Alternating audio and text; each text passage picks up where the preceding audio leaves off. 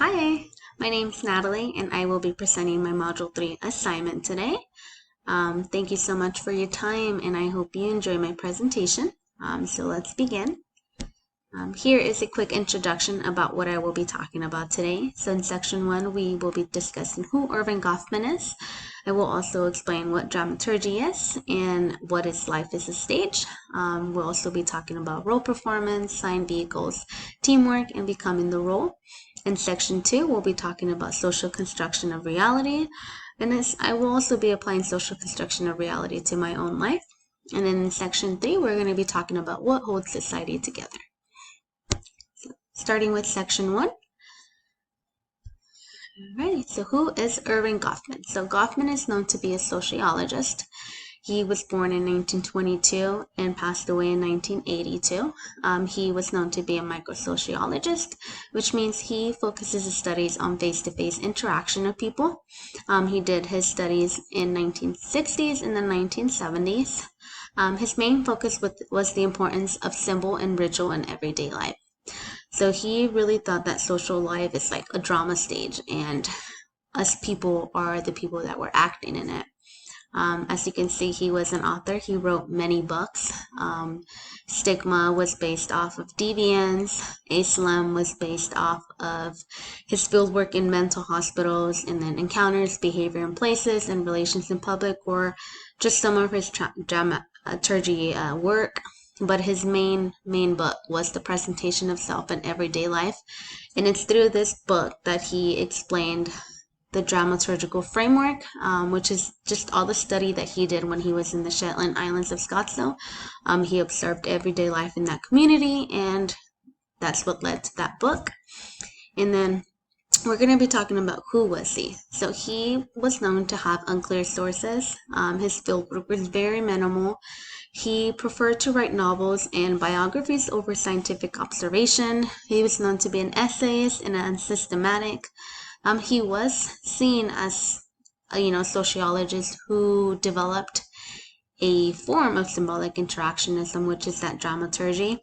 And he was known to have a temperament, and he was also viewed as an intellectual maverick. So dramaturgy. Dramaturgy is an approach in which social life is analyzed in terms of drama or the stage. So he had the idea that the human world was like the stage, and the people or the humans in it were the actors. He truly believed that when we were born, that we are placed on the stage called everyday life, and that all the socialization that we do consists of learning how to play new roles and based on what people assign us to. He really thought that social interaction was like a theatrical performance, and that we were all kind of just manipulating the social situation to be able to portray a specific impression of ourselves. So how are we like humans? He thought that we perform roles. He believed that humans could choose to perform or portray a character image. He used props, so symbols, again, the cars that we drive, the looks, the clothes, the furniture, anything like that was just symbols that we would use to make those impressions of ourselves. And then lastly, we deliver those lines to our fellow actors, which is the people that we interact with, through our language, through our eye contact, through our body language. And he viewed life as a stage. He thought that there was two sides to the stage. The first one was the actual stage, which is the front stage, and he thought that this is where we were at half the time. This was our everyday life, where we set an image of what we wanted ourselves to look at. And then we have the backstage, and this is where we retreat and we kind of just don't act, where we are ourselves. And this is also where we kind of rehearse and prepare for what we're going to do to kind of portray ourselves in a certain image. He thought that our decisions and choices impacted our image as well, based on the way we dressed, how we styled our hair, our body language, our facial expressions, and our choices. And he thought that props as well, so just it helps establish that scene. And then a word that was also associated with this was impression management, which is people's efforts to control the impression that others receive of them. Again, we're trying to set this image for ourselves. So, for example, our first impressions when, first time in school, job interviews, meeting our significant other's family for the first time, we tend to want to set that first impression and make sure that we get that impression that we want them to see. So starting off with the role performance, this is the way in which someone performs the role, showing a particular style or personality. So we as humans all play a role. We can either be a grandmother, a grandfather, we can be a student or a teacher, a nurse, a police officer, a boyfriend or a girlfriend, we can be a neighbor, we can be a shopper, a soldier, and we all play different roles. And then we'll have role conflict, which is conflicts that someone feels between roles because the expectations are at odds with those attached to another role. A great example of this is someone who has to be distant in one role versus somebody, and then in another role they have to show affection. So this is a conflict where they have to show two different characters and be able to be successful in both roles. Role strain is conflicts that someone feels within a role. A great example of this is demands of one job makes it to where you can't fill the family role adequately. So for example, a doctor, always busy, never able to make it home, so that strains that role of being a father, husband, never home, never ever being able to support that family. So sign vehicles, this is how people use social setting, appearance, and manner to communicate information about self. So the social setting is places where the action takes place. So it can be either an office, a dorm room, a living room, a classroom, a church, a bar, a scenery, such as furnishing used to communicate the message. It could also be appearance, so how you look when you play the role, your hairstyle. Is it up? Is it down? Is it curls? Is it straight? Your clothing, which is the costume. Are you wearing more of a casual outfit, more of a fancier outfit? And then your body figure. Are you tall? Are you short? Are you skinny? Are you a little bit more overweight? Your skin color, anything like that portrays that sign vehicle. And then last thing is the manner. So the attitude you show as you play your role. So your feelings, your moods, your humor, your attitude, all depict on that. So here's just examples of sign vehicles that I place. So for example, social setting.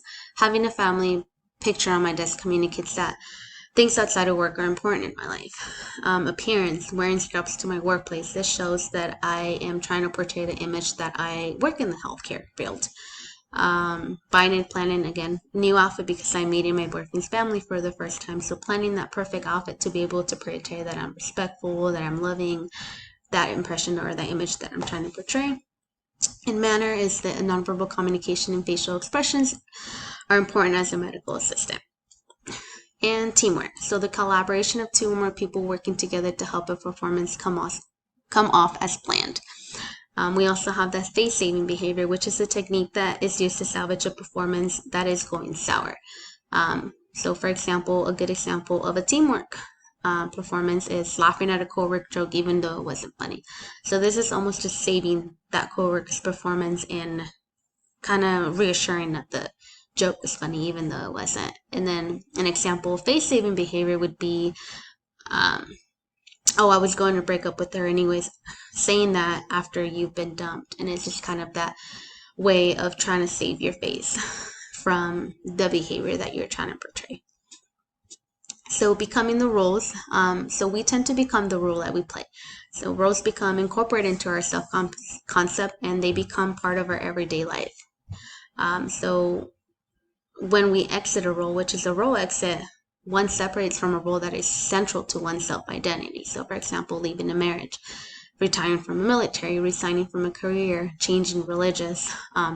These roles can impact the way one's self-identity is, and sometimes they even linger after the individual no longer plays that role. So for example, a retired military service guy, they might, after working for 20 years in the military, after they retire, they're used to have, holding responsibilities and deadlines, and now they have to go to just living a leisurely life, not having to report to anyone. This changes their self-identity, almost makes them just feel lost. So section 2, we're going to be talking about social construction of reality. So the use of background assumptions and life experience to define what is real. Through our interactions with others, we construct reality and learn ways of interpreting our experiences in life. So Thomas' theorem, he said that if people define situation as real, they are real in their consequences. And then habitualization is any action that is repeated frequently becomes a cast into a pattern, which can then be performed again in the future in the same manner and with the same economical effort. So a couple things that I applied it to my life. I truly believe that how we were raised and what we were raised to believe affect how we present ourselves and how we perceive others and others perceive us.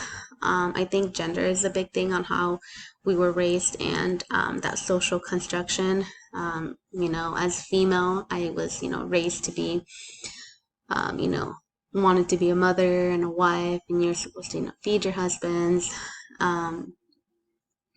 But others might not think that. And then another example that I put is giving someone a hug when you greet them. When I greet someone, I was raised to hug someone as soon as, they walk into the door, and others might not find this a good practice, but that's just how I was raised and how I was taught.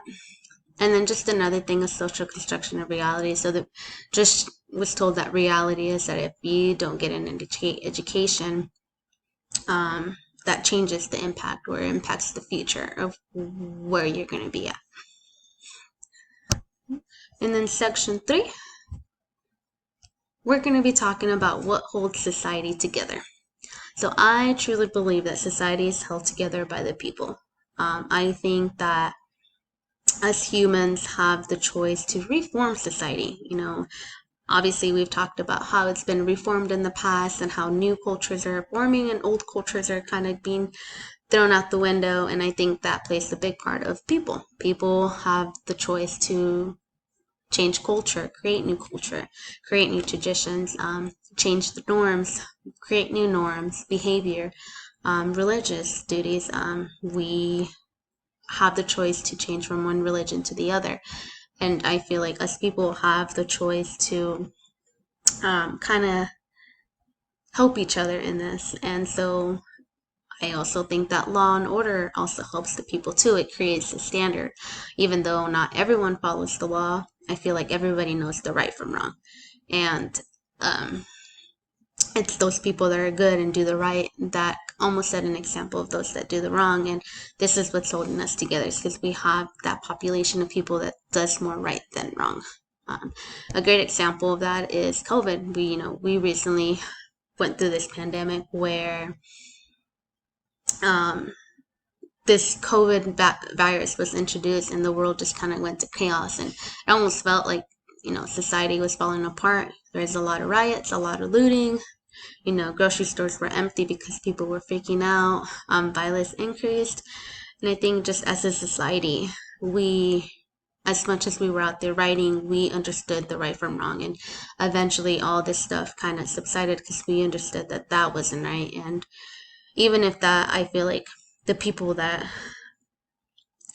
do the right were able to help these people that weren't seen right. And that's how we were able to get out. I mean, we're not completely out of the whole scene, but I feel like that's how COVID was kind of able to be put on the backboard and kind of just mellowed out because of the people.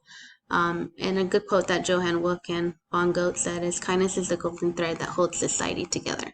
And I think that just plays a big part, is that if people are kind to each other and respect each other's culture and, are just more open to the world, then society is going to keep going and holding strong.